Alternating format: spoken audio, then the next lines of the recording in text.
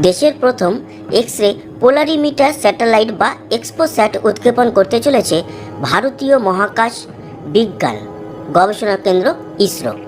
এই এক্সপোস্যাট এবার black hole বা কৃষ্ণগহ্বর, নিউট্রন স্টারদের নিয়ে খোঁজ করবে।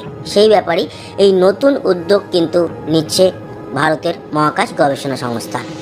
এই স্যাটেলাইটকে পোলার স্যাটেলাইট লঞ্চ ভেহিকেল বা PSLV C-58 এর মাধ্যমে উৎক্ষেপণ করা হবে।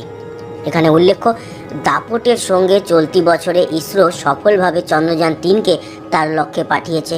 চাঁদের দক্ষিণ মেরুতে ভারতের চন্দ্রযান-3 সফল অবতরণ ঘটিয়েছে। চলতি বছরে আদিত্য L1 এর হাত ধরে সূর্য গবেষণাতেও বড়সড় সাফল্যের জন্য বুক বেঁধেছে ইসরো।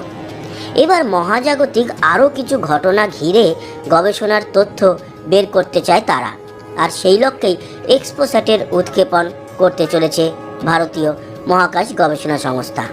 জানা গিয়েছে নতুন বছরের একেবারে প্রথম দিন মানে 1 জানুয়ারি এই নতুন এক্সপোস্যাট উৎক্ষেপণ করতে চলেছে তারা।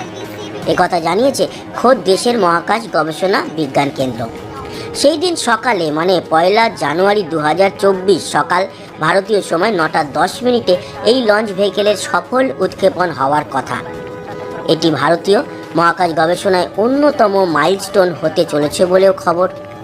গভীর এক্স রশ্মির উৎসের তেজস্ক্রিয়ের দিক সম্পর্কিত এক গবেষণার নানান দিক অনুসন্ধানে রওনা হচ্ছে ইসরোর এই স্যাটেলাইট। যদি এই উদ্যোগে ইসরো সফল হয় তাহলে তা ভারতের মহাকাশ গবেষণা বিজ্ঞানের দুনিয়ায় বড় সাফল্য আনতে পারে।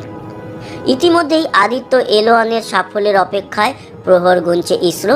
জানা গিয়েছে এক্সপোস্যাট মহাশূন্যের 50টি উজ্জ্বল অস্তিত্বকে নিয়ে গবেষণার জন্য তথ্য আহরণে ব্রতী।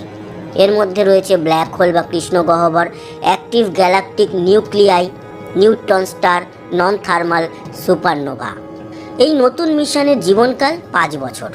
জানা গিয়েছে এই স্যাটেলাইট পৃথিবীর কক্ষপথের অংশের 500 থেকে 700 কিলোমিটারের অবস্থানে থাকবে। উল্লেখ্য, ইসরোর এই উদ্যোগে সঙ্গ দিচ্ছে রমন রিসার্চ ইনস্টিটিউট, UR রাও স্যাটেলাইট সেন্টার।